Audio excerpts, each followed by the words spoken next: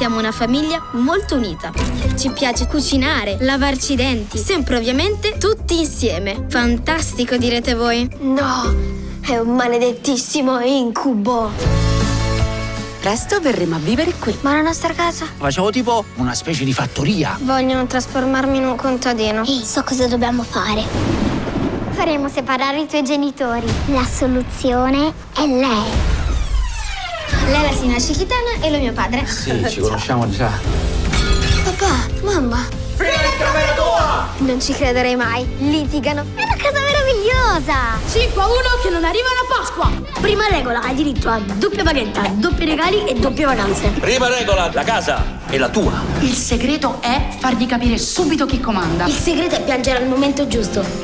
Mi fai spiegare il posto di almeno come la vedo io? Ne ho ferita, lo capisci? Quindi la strategia qual è? Resistere.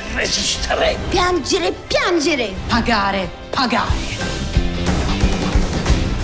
Ma voi siete sicuri che non starete un po' esagerati? Ma no, ce l'ha detto Di Nardo. Se l'ha detto Di Nardo, allora? Riconoscere chi è Dr. Jekyll e chi è Heidi.